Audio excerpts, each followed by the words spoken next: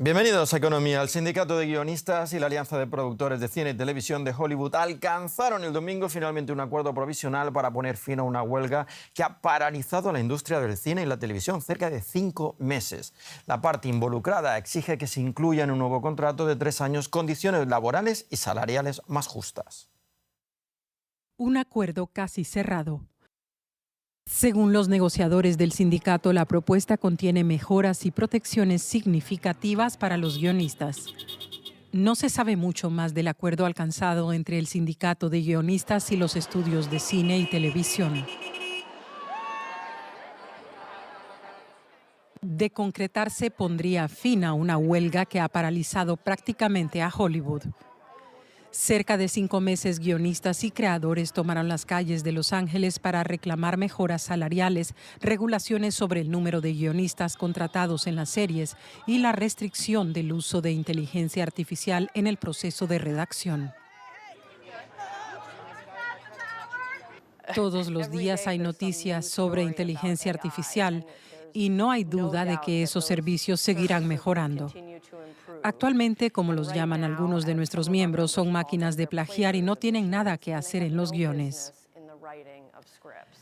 Pero el acuerdo no significa que la producción en Hollywood se reanude de inmediato. El sindicato, que representa a unos 150,000 actores, también inició una huelga el pasado 14 de julio y aún no ha llegado a un acuerdo con los dueños de los estudios. Algunos rostros famosos se han solidarizado con esta causa.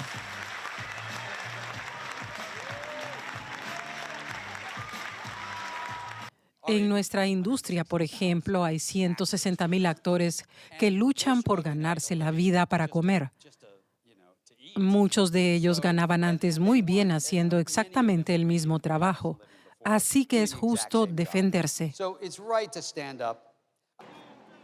Los actores plantean demandas similares a los guionistas, sobre todo en lo referente a los derechos de autor de la inteligencia artificial.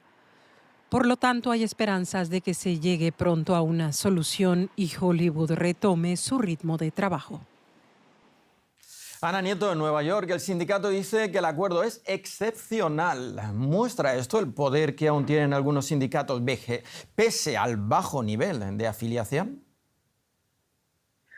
Pues aunque no se conocen los detalles, sí que se sabe que este acuerdo recoge la mayor parte de las demandas de unos guionistas que han protagonizado la huelga más larga de Hollywood. Y lo han hecho con muchos sacrificios personales, pero con determinación, porque consideraban que este nuevo contrato de 3 años era existencial, dados los cambios en la industria, con la nueva tecnología y la continua precarización de su labor. Con poco que perder, la lucha ha sido de bastante desgaste, hasta el punto de que hayan tenido que sentarse a la mesa de negociación los consejeros delegados de las propias compañías como Disney, Warner Brothers, Netflix, NBC Universal, para llegar a un acuerdo. Los han sentado a todos, a pesar de que el CEO de Disney dijo en julio que las peticiones que tenían los huelguistas eran descabelladas. Lo que ha pasado es que los analistas de bolsa les han dicho que estaban contando ya con fuertes caídas de beneficios para las empresas, y eso ha sido algo que ha equilibrado las negociaciones. La huelga, no obstante, no acaba hasta que se ratifique el acuerdo, y el sindicato ha pedido apoyo a los actores en la otra huelga de Hollywood, una huelga que el gobierno de California dice que ya les está costando 5.000 millones de dólares en la economía. Y mientras tanto, el presidente Biden y el candidato republicano Donald Trump visitarán otra huelga, la de las automotrices de Detroit. Esto es algo poco habitual. ¿Qué está pasando? No, no es poco habitual, Paco. Es histórico. En el siglo XIX, 2 presidentes, Andrew Jackson y Grover Cleveland, mandaron a las tropas contra los manifestantes en 2 ocasiones. Y en el siglo XX, Ronald Reagan echó a todos los controladores aéreos que estaban en huelga. Desde entonces, las cosas, por supuesto, han cambiado mucho, pero esto es un giro político bastante novedoso. El presidente Biden siempre se ha calificado como prosindicalista y se ha alineado con las tesis de los trabajadores en huelga ahora mismo en Detroit.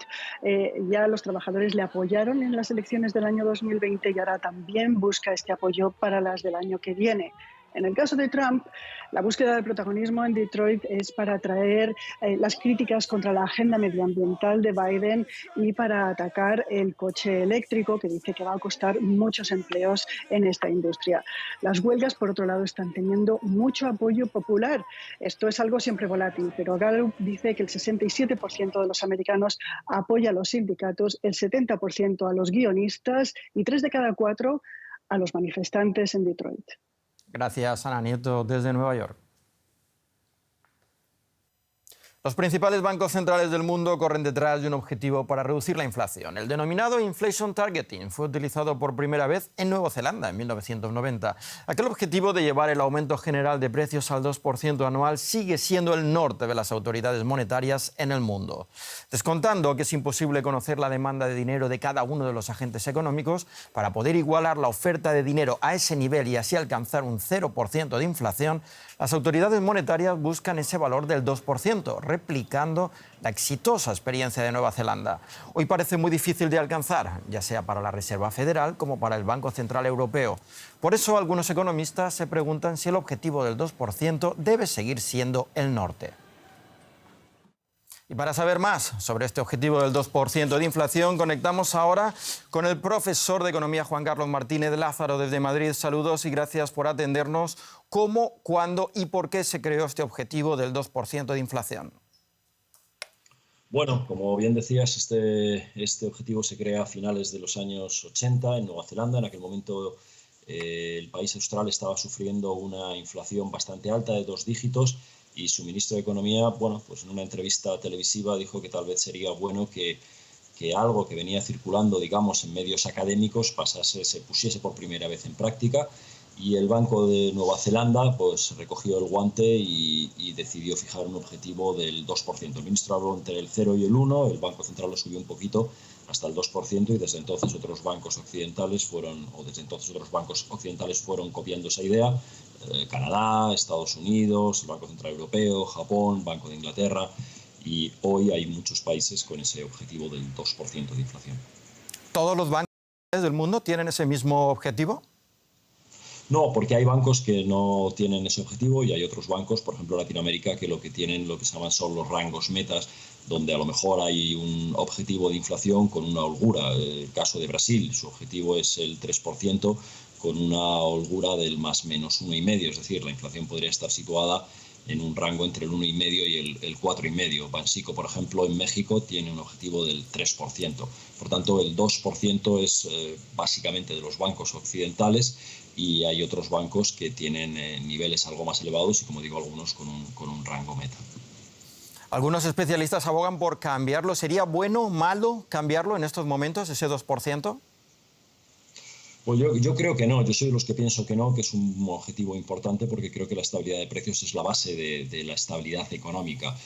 Como ahora la inflación está más alta y cuesta bajarla, pues cambiemos la regla para que entonces estemos ya cumpliendo el objetivo. Yo creo que eso no es de recibo y menos en este momento.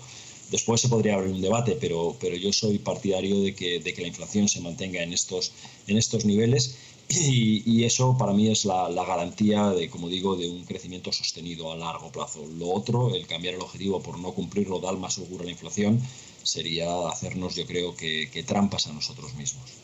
Pues muchas gracias por esta información, Juan Carlos Martínez Lázaro, desde Madrid. Gracias y buenas noches.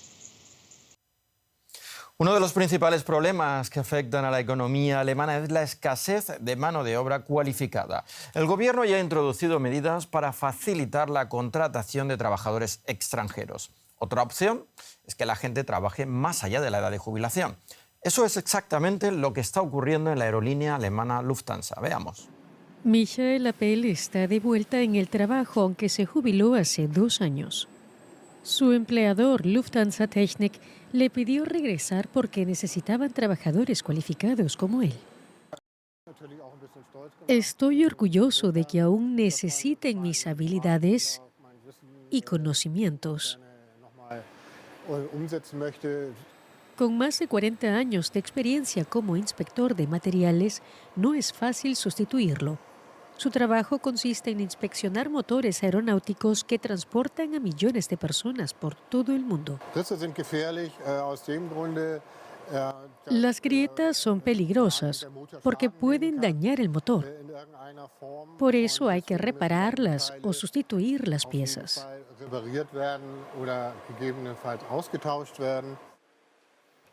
Para este hombre de 67 años, no fue difícil reincorporarse porque recibe ingresos adicionales a su pensión y la empresa gana a un personal cualificado. Los jubilados contribuyen a llenar un vacío en la mano de obra. Hamburgo es un centro neurálgico de la aviación y hay mucha gente que ya ha trabajado en el sector. No es necesario haber trabajado en Lufthansa para laborar con nosotros. Nos alegra recibir a jubilados dispuestos a seguir colaborando. Lufthansa Technik tiene su sede en Hamburgo. En 2022 logró unos beneficios récord de 511 millones de euros y este año espera mejorar esa cifra. Pero necesita hasta 2.000 nuevos trabajadores cualificados de aquí a diciembre y no hay suficientes candidatos. Por eso contrata a un centenar de jubilados para cubrir algunas de las vacantes. Para nosotros es una oportunidad de motivar a más empleados y que se queden con nosotros. El contrato de Michael expira dentro de 2 años. No sabe si continuará trabajando.